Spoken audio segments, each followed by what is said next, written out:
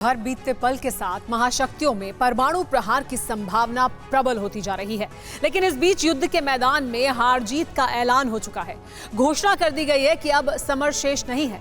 Putin की पलटन परास्त हो चुकी है और ज़ेलेंस्की की सेना की जय जयकार हो रही है। आखिर युद्ध के परिणाम को लेकर यह दावा किसने किया, क्यों किया?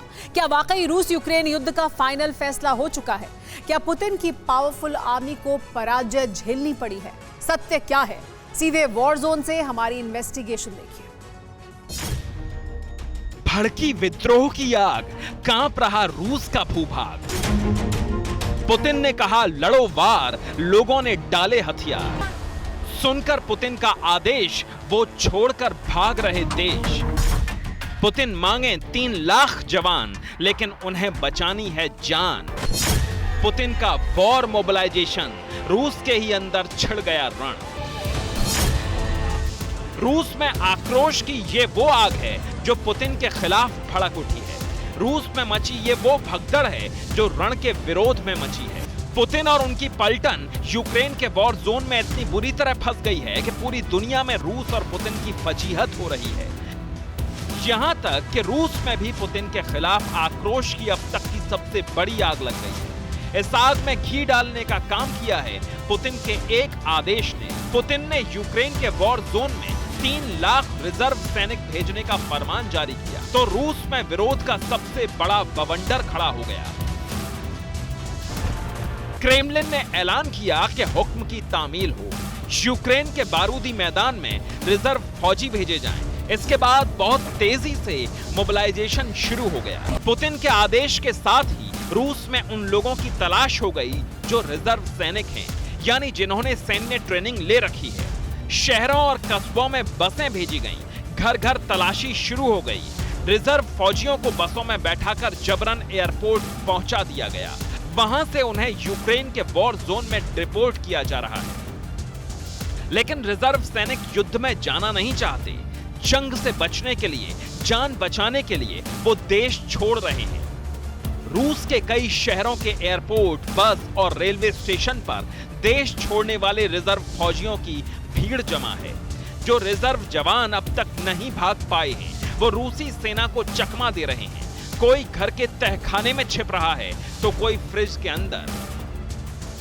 मोबिलाइजेशन के खिलाफ रूस धधक रहा है। लोग क्रोध की अग्नि में उबल रहे हैं, लेकिन पुतिन की फौज विरोध के स्वर को कुचल रही है।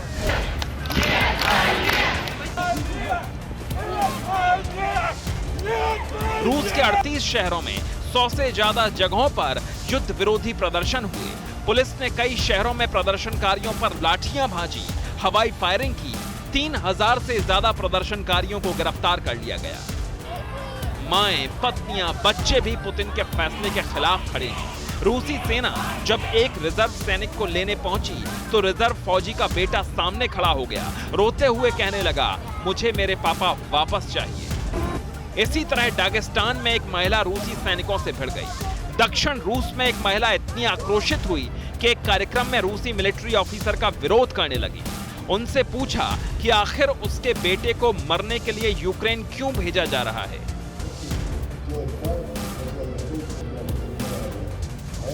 पुतिन ने रिजर्व फौजियों की मोबिलाइजेशन की घोषणा की तो रूस में हड़कंप मच गया। लोग रूस छोड़कर भागने लगे।